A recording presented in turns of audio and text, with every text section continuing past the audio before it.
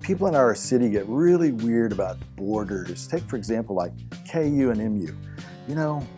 There's just something special about that KU basketball. But then there's a special place in my heart being from St. Louis and being a Missouri boy all my life.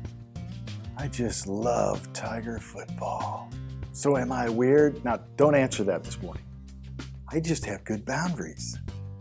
We have an incredible event coming up the end of July, first part of August, where people are going to learn about this concept of boundaries. And this concept of boundaries can be learned at a very early age. And so as part of Vacation Bible School this year, we're going to focus on teaching our kids about the law of responsibility, how to be responsible for me and to other people. No's not a bad word. No is part of boundaries.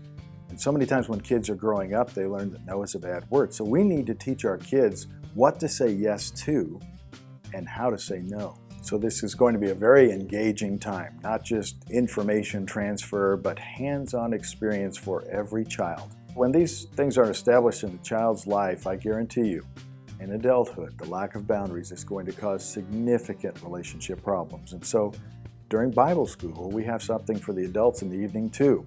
We'll be studying the book Boundaries by Henry Cloud and John Townsend. In fact, they'll be on video leading us through a study of their book. And each night, we'll not only study the book, but we'll also do practical exercises to learn where you don't have good boundaries and how to establish practical boundaries for success in life. This is not a marriage conference. It's a conference about relationships, and it involves children and adults. It's open to everyone. There's no charge. And I want to really encourage you, because learning some key, very simple principles can have a profound effect on your success in relationships in your life. Boundaries are not bad things, because when you got them, you get the best of both worlds. Come and join us. Hi, my name's Emily. I've been going to Graceway for 2 years and serving in Sky Kids for 3 months. Here are some other ways you can get involved. This Sunday, we're going to be celebrating baptisms. The first Sunday of every month, we've set aside as a church to give people an opportunity to move forward in their relationship with Christ. In the Bible, every single time that somebody made a decision to follow Christ and be born again, without exception, they always followed the Lord in baptism. We call it the first act of obedience.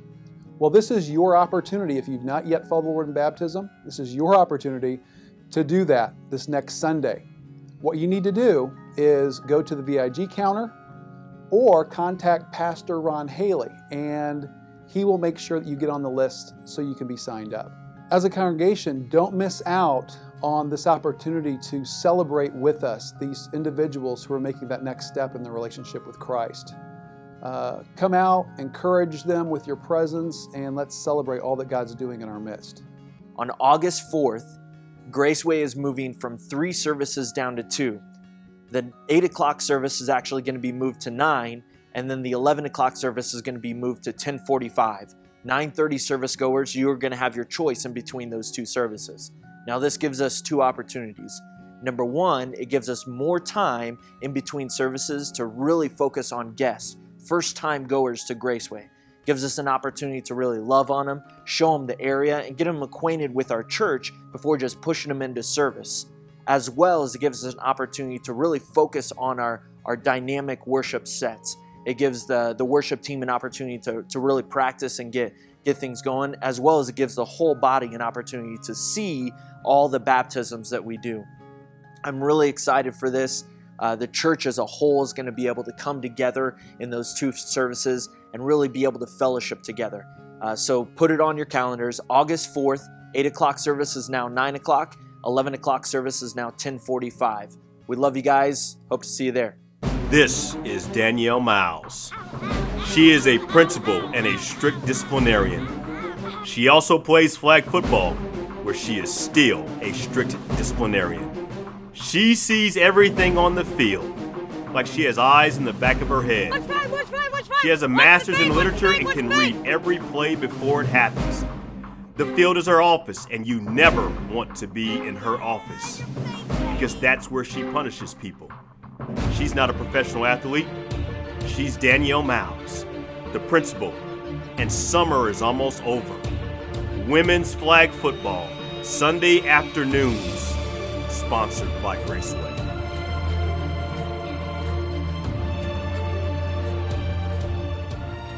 Good morning. Welcome to church. As you've already heard, my name is Jeff. I'm one of the pastors here, and we're glad to see you. Now, you guys who are here at 9:30, next Sunday is August the 4th, all right? So some of you come a little bit earlier, some of you come a little bit later, and if you're one of those people that has your name engraved on the seat, I would encourage you to get here a little bit early because there are going to be other people in them perhaps. So if you're really attached to your seat and just really can't be here without it, so get here a little bit early. That'll be a good thing.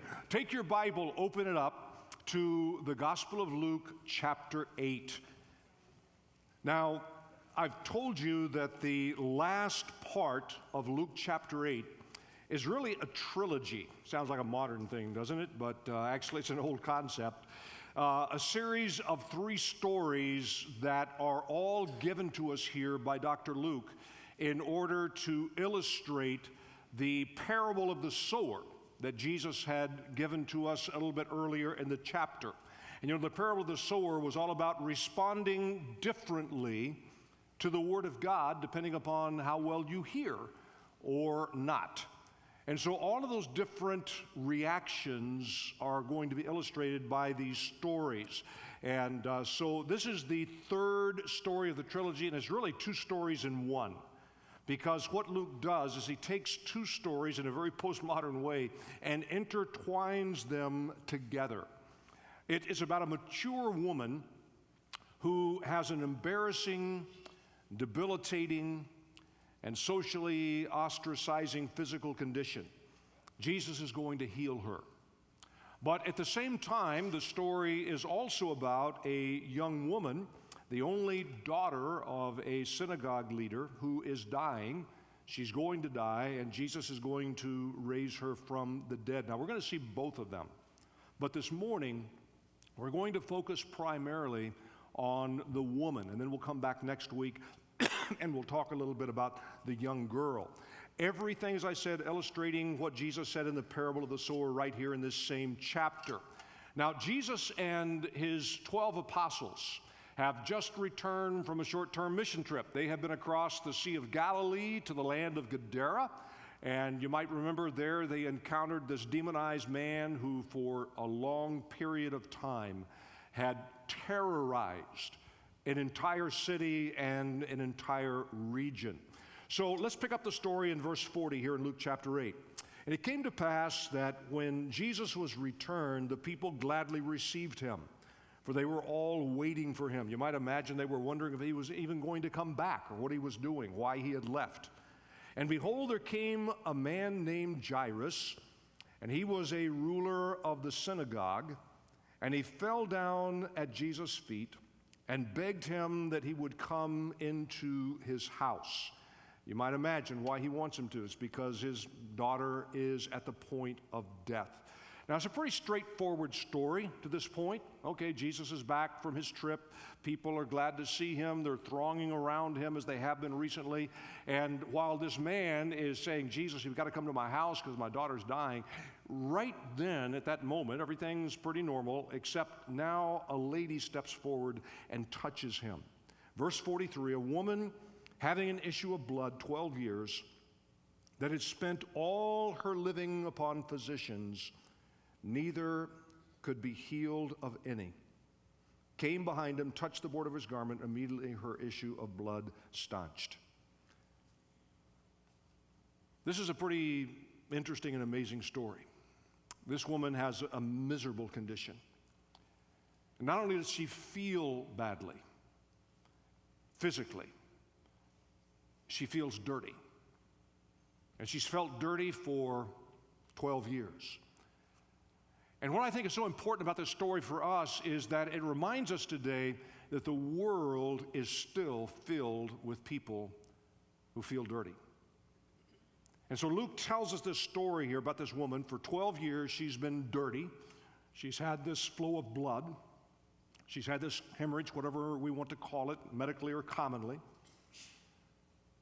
And she has no hope. She has absolutely no hope. She's been from doctor to doctor. Nobody can help her, and nobody can hold out any hope.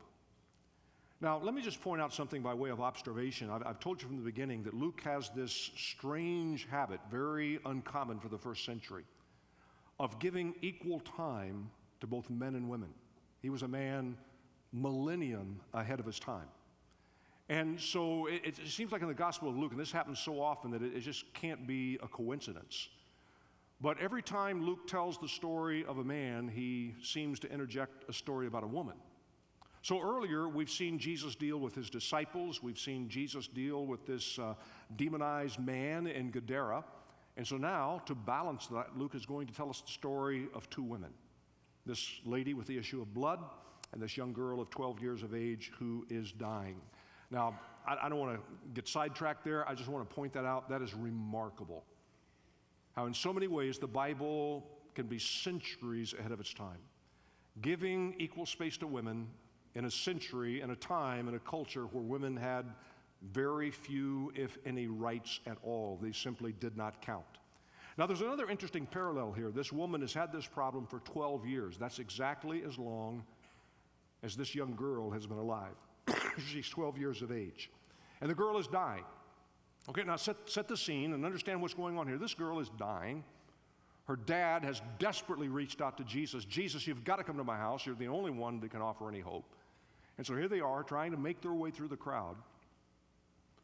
When all of a sudden this unexpected thing happens, this woman comes up to Jesus and touches his garment, and Jesus stops dead in his tracks.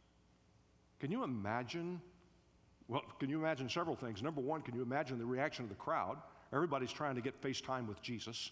It's kind of like around here on Sunday morning, sometimes after a service, there's 4 or 5 people trying to talk to me about this or that, and sometimes I'll see somebody out of the corner of my eye waiting to talk to me, and before I can even get over there's 2 or 3 other people that have come. That's nothing compared to what's going on with Jesus. He's surrounded by hundreds and hundreds of people, and all clamoring to get close to him. And all of a sudden, Jesus just stops. Can you imagine what this man, this synagogue leader, must be thinking? Trying to get Jesus to his home as quickly as he can, and now all of a sudden, Jesus' attention is diverted. And he's probably thinking, are we going to get there in time? I mean, it's a pretty dramatic moment when you really stop and think about it. But she is said to have an issue of blood. Now remember that the man who is writing this is a medical doctor. He's a physician, Dr. Luke. And when we read in English an issue of blood, that is a very literal translation of the Greek words that Luke uses. But as I've told you several times, as a medical doctor, Luke uses over 100 specific medical terms in his gospel that nobody else uses in the Bible, because they're terms that usually only a doctor would use.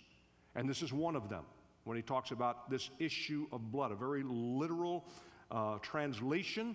Perhaps today we might say something as a uterine hemorrhage or something like that. I'm looking at Dr. Michelle here, and there's all types of possibilities that could be, I suppose, but I guess that's as good as any.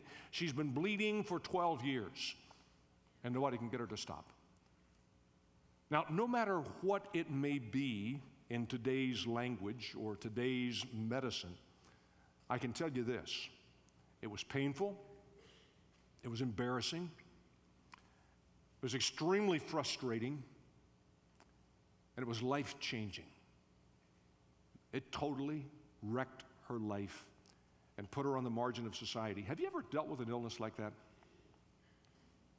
You ever dealt with an illness where something's wrong and you know that something's wrong, and you've been to an assortment of doctors, maybe 4 or 5 or whatever, and everybody seems to have a different theory?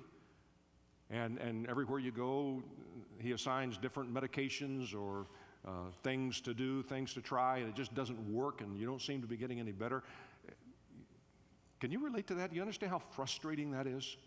Even today, with all of our medical science, and medical science today can do amazing things, as we all know, but sometimes there are people who are suffering, and it seems like, for whatever reason, nobody can figure out what it is that is really wrong.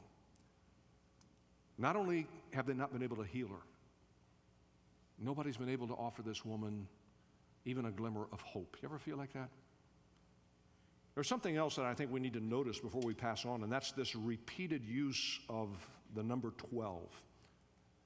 In the Bible, the number 12 is a number that is very often associated with Israel because of the 12 tribes of Israel and the 12 patriarchs and all that type of stuff. And so it seems to be kind of a reminder to us, hey, we're back in a Jewish context now. Jesus has just been on the short-term mission trip to Gadara. Totally different culture, totally different language, excuse me, totally different everything. Came back from vacation with a cold. Need to lubricate the throat just a little bit. I've got a disease that won't go away. At least it hasn't for the last couple of weeks. God gave me that so I could relate to this woman today and really identify. But it reminds us that we're back in Jewish territory now, and the woman is suffering, and she's suffering so much more than she would today, because not only is this a physical condition, whatever it may be diagnosed as today, whatever name we may give it, in her culture, in her day, this condition also has a religious connection. Because according to Leviticus chapter 15, this condition, this constant flow of blood, would render her ceremoniously unclean. In other words, until this stops, she, to use terms that we would use today, she can't go to church. She can't participate in any of the spiritual activities of Israel, even though she's a Jew. And it's been this way for 12 years. She's not allowed to touch people, because if she touches people, that makes them ceremoniously unclear, and they're not allowed to touch her. Can you begin to identify emotionally just a little bit with this lady and what she must be struggling with? And this has been going on for 12 years. She has nothing left. She apparently has no family, no friends, no job. I was telling Dan earlier, she's probably homeless for all practical purposes.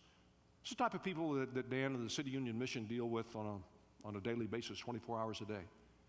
People who, for whatever reason, sometimes through poor choices, sometimes through out-and-out sin, sometimes through no fault of their own, suddenly find themselves on the margin of society, hopeless. It seems like no matter what they do, no matter what they try, they just can't get ahead, and all of a sudden they end up at a place like the City Union Mission. There was no City Union Mission in the first century.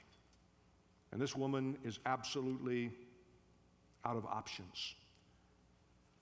And I look at this and I'm just going to be real honest. I think that sometimes today the church, and I don't mean just our church, I mean the church in general, but I also mean this church in particular. I mean us. I think sometimes we unwittingly contribute to people feeling ostracized rather than extending them grace.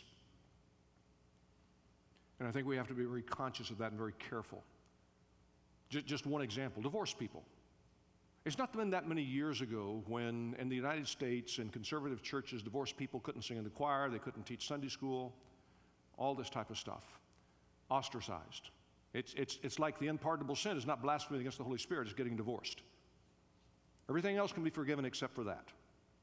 And you're just kind of done for life, and there's really no hope. Maybe you feel like that right now. Maybe because of some circumstance in your life, I have no idea what, you feel hopeless and a little bit dirty, a little bit ostracized. You know, there's a number of different reasons why people feel dirty. I mean, really, a lot of them. Just a few examples. Sometimes, let's start with the obvious. Sometimes people feel dirty because they are. I mean, sometimes people commit horrendous sin. Sometimes people deserve to feel guilty. They've done something terribly wrong. And because of that, they feel dirty. That's the way it's supposed to work. Sometimes people feel dirty because they're wrestling with some habit or addiction or some ongoing sinful thing. They just can't seem to get the victory, and they feel dirty. And some sins, to borrow a line from CSI Special Victims Unit, some sins are particularly heinous, especially in the church.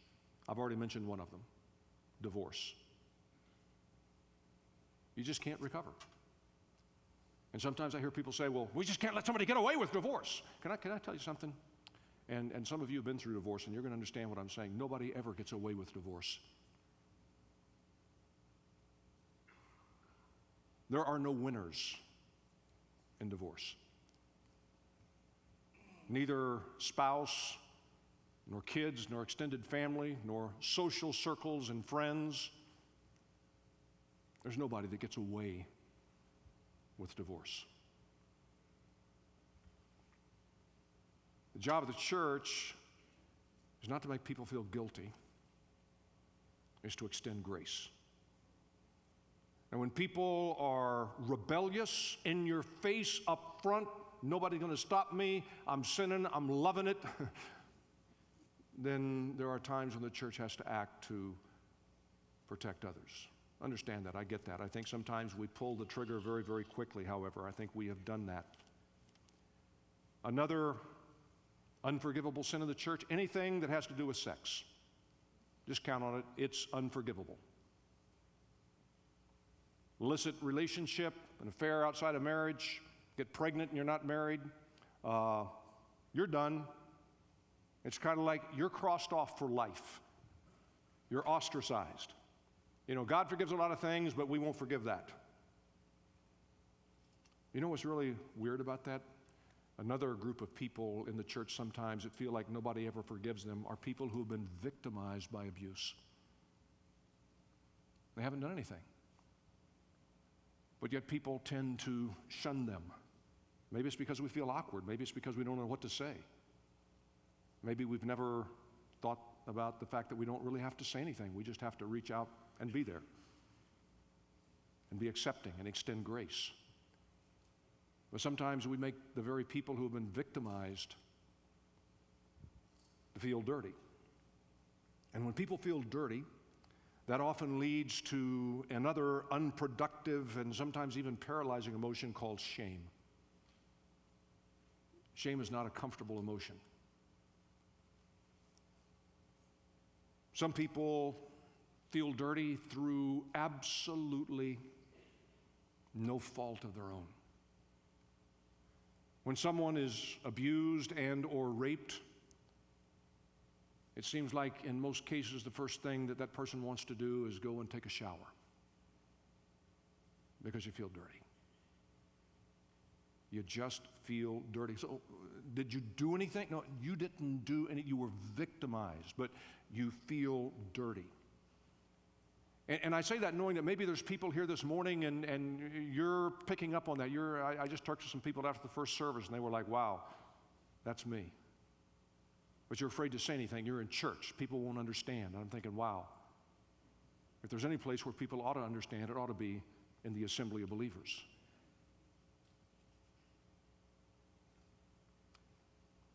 So if you're feeling a bit dirty this morning, here's the good news that I have for you. I can offer you hope.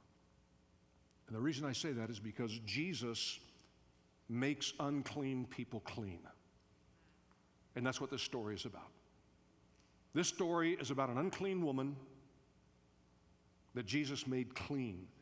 And in verse 44, it says that she came behind him, touched the border of his garment, and immediately her issue of blood staunched. I'll explain that word in just a second. It's another technical word. I want you to understand something first of all. I don't know why she comes up behind him, probably because she's embarrassed. I'm sure she's afraid. She knows that she's not even supposed to be there because if she touches anybody, she's ceremoniously made them impure. But she's so desperate because for 12 years she can find no relief and no hope. And the only person she has ever heard of in her life that might be able to help her is this man who was giving sight to the blind and causing the lame to walk and doing other remarkable things. And she's thinking, if I can just get to him, maybe there's hope. Would you not be afraid? Because when she touches him, she's going to make the Holy One ceremoniously impure. She's going to contaminate the Holy One. And so she probably sneaks up behind him and thinking that if I can just reach out and touch the bottom of his clothing, his robe, maybe some of that power will heal me. Somehow, maybe he can make me whole. Now, I don't know why she does that. I don't know what she's thinking about. Maybe is this some superstitious belief on her part? But here's the deal. Is that what really heals her, the fact that she touches his garment? Of course not. What heals her is Jesus. He is the ultimate source of healing in any case. Not that she touched him, but the fact that he is who he is. Now, don't be harsh on her, because we're still very superstitious today, even in the church. Oh, well, I'm saved. Why are you saved? Because I prayed the prayer. Because I went forward in the service. I raised my hand at a Billy Graham meeting, or I did this, or maybe, you heard some preacher on television, or maybe you were reading a book. Or listen, understand something. It's not what you do. It's Jesus that heals us. It's Jesus that makes us whole. Okay? That's the issue. And it may have happened differently in your life than it happened in your life, or that it happened in my life. You've heard my story many times. I didn't come to Christ in a church. I didn't come to Christ in a revival meeting. I came to Christ reading a book by Billy Graham in a dormitory room at college. I didn't have anybody there to explain that to me. But I came to faith. But again, it's not what we do, it's who he is. And so understand that as we walk our way through this story, he's the source of healing, and she is immediately healed. And by the way, the word immediately is another medical term that was used by physicians in the first century for someone that experiences an immediate recovery. And it says her issue of blood staunched. Isn't that a strange word? Anybody use that word this week in normal conversation? How about this month? How about in your lifetime? I mean, really, that's kind of a weird, strange word. Her flow of blood staunched. Well, actually, it's a pretty good translation, because it's a word that we don't use in common speech. It's another medical term. And it was a term that a physician would use in a report to indicate the stoppage of bodily fluids in some way. And so physicians often use words and terminologies that we don't use or even understand. And so for whatever reason, translating this word is staunched, is a technical way to say, hey, her flow of blood, it stopped right there on the spot, right now. It was over. What a picture this is. No one is too dirty for Jesus to make clean. Not even this woman who has been dirty for 12 years. Now, you might be here this morning and thinking, well, you don't know me. Maybe not, but God does. I want to tell you something. No matter who you are or what you've done or are doing, you would not be the first working prostitute to come to Graceway every week, the attempt to find some peace. You would not be the first alcoholic or drug addict, pick your drug of choice.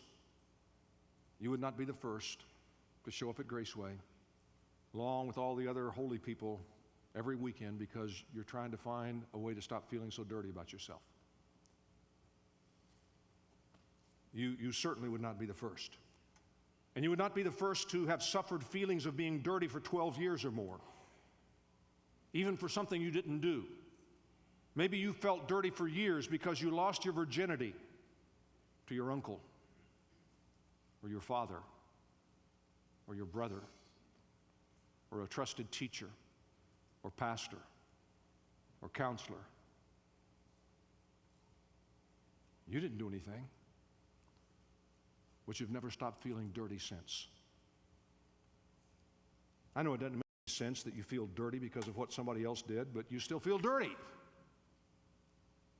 It's just the way it works. I want to share something with you I've never shared publicly. In fact, I've only shared this maybe with a couple of people in my entire life. And I'm going to do it today. I don't like to do it, but it's hard for a couple of reasons. Number one, because it's very personal. And number two, because it's very minor compared to what some of you sitting here this morning have experienced. But I'm going to share it with you because I think it might perhaps help somebody to open up a little bit. I was about 8 years of age, if I remember correctly. And with my family, we had gone to visit relatives in another state, and parents were in another room with all the adults, and they were talking, and it was just me and a distant cousin that were left watching television. He was quite a bit older than I was. He was 16 or 17. I don't know exactly how old he was. Never seen him before, and I've never seen him since the day that I'm going to tell you about. But as we were in that room, he suddenly took me, 8-year-old kid, and insisted that I accompany him into a closet. And once we got in the closet, he exposed himself and made me feel him. Now, some of you have been through things much more horrible than that.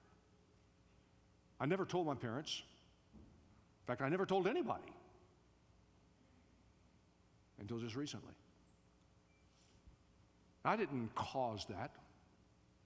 That wasn't my fault. But as minor as that was in comparison to what some of you have suffered, can I tell you that I felt confused. I felt very confused. I had no idea what was going on. I was very naive. I felt hurt. I felt extremely embarrassed. I didn't see any way I could tell Mom and Dad what had happened. I was terribly embarrassed. And I felt dirty.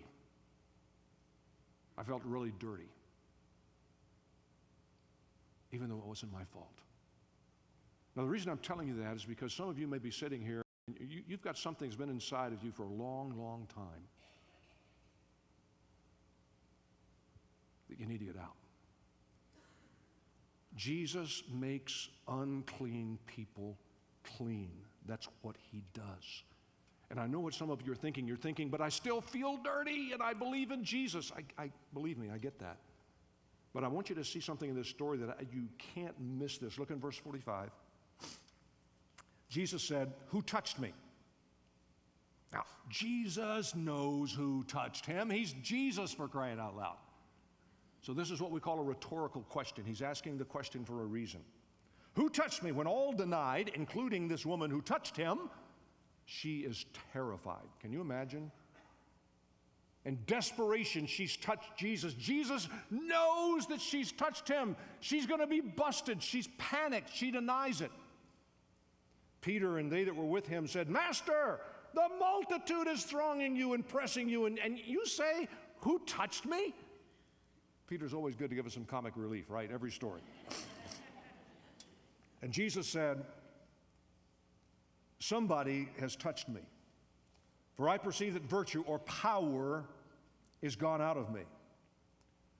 And when the woman saw that she was not hid, she came trembling, and falling down before him, she declared unto him before all the people for what cause she had touched him, and how she was healed immediately. Wow. Now I want you to notice something. She's been healed, but she's not yet whole. Are you with me? She's been healed, but she's not yet whole. That's very important. I'll explain that a little bit more in just a second, but it's very important to point that out. This is why she still feels dirty and is trying to hide, even though she's been healed. Now you're going to understand this. For 12 years, she hasn't been able to go to church, as we would say today. High Holy Day of Atonement in the fall, Yom Kippur, just the climax of the year of the Jewish calendar. 2 clean goats are chosen by the high priest. One is offered as a sacrifice, while the sin of the nation is symbolically placed on the other. This is where we get the term scapegoat, and that goat is then run out into the wilderness as a symbolic picture of how the Messiah would be the substitute for our sin and carry it away. This unclean lady for 12 years has not been allowed to attend Yom Kippur. And so you know what happens here? Yom Kippur comes to her in the form of Jesus. Wow. And you know what happens then? Look at it. Verse 48, he said unto her, "Daughter, be of good comfort. Your faith has made you whole." Go in peace. She had been healed. She was not yet whole. What do you mean, Jeff? What are you talking about? Sometimes churches, as I said earlier, are good at helping people hang on to the dirty feelings. Jesus has come to make the unclean clean. We often misunderstand. We think our job is to mark the unclean, make them feel guilty, and shun them from any spiritual gathering because they're not worthy. Is that really what it means to follow Jesus? Think about our double standard. Kill somebody with a sledgehammer, and just as soon as you pray the sinner's prayer, we make them a hero and they go around and give their testimony in the circuit of churches. Get divorced, have an affair, have a child out of wedlock, you're toast. Your life in the church is pretty much over. Is that what the Bible teaches, or is that what we have created, much like the Pharisees in Jesus' day? Somebody sees you sneaking out in the parking lot for a smoke and you're no longer welcome. But if you gripe, murmur, complain, spread rumors, and assassinate character, it will make a deacon or a pastor out of you. Now, I'm not condoning any of those things. I'm just pointing out that a lot of times we fall into this trap of having double standards. And the bottom line is this: sin is sin. And we're all guilty as charged. But Jesus makes the unclean clean. And the issue is not God's reluctance to forgive. Do you ever see in the Bible where God's reluctant to forgive people? Like, no, talk me into it, talk me, I don't see more sincerity. No, Jesus forgives. God forgives. God extends grace. But what happens is not God's reluctance to forgive that keeps people in bondage, but rather those of us who have been forgiven don't want to give others the same forgiveness that we've received. Those of us who have been the recipients of God's grace, we don't want to extend that same grace to others. And what happens is we leave people in shame and bondage. And we become guilty of worse sin by our unwillingness to forgive. That's why lack of forgiveness is one of the sins that Jesus confronts the most, because it leaves people in bondage, and it's one of the highest forms of hypocrisy. How could those of us who have been forgiven not forgive? So what do? This is a great lesson from this story. Transform your feelings through two things: confession and community. Let me point out what happens with this lady. Number one, she confesses. Confession is cleaning. It's cleansing. Look in verse 47. She declares unto him before all the people what she's done. She spills it. That's probably the reason that Jesus asked that rhetorical question. Who touched me? He knows who touched him. He's fishing to get her to confess. Romans 10:9 and 10, if you believe in your heart, confess with your mouth. Okay, and that's what salvation is all about. Two things involved there. Belief in the heart, that's where the healing comes from. Confession with the mouth, that's where the wholeness comes from. That's what the baptism thing is all about. When Pastor Jim said this morning it's the first step of obedience and pointed out in the Bible, we've created something we call Christianity that many times looks nothing like what we see in the Bible. In the Bible, when people come to faith in Jesus Christ, they just get baptized, not because that's how they get saved. It's just what they do to publicly say, hey, I'm a disciple of Jesus. I'm cool with that. I want to share my story with everybody. That's why confession is good. And that's why it's good for even somebody like me that can keep something like what I just shared with you inside of me for a long, long time. It's good to get it out. And just say, this happened to me. I felt dirty. And it wasn't even my fault. But I'm very thankful that Jesus makes people who feel dirty to feel clean. And all that's part of confession. That's why some of you just can't get engaged. You can't get any traction in your spiritual walk because you're all internalizing everything and you've never taken that step to publicly confess your faith in Jesus Christ. And the easiest way to do that is through baptism. I mean, how hard is that, really?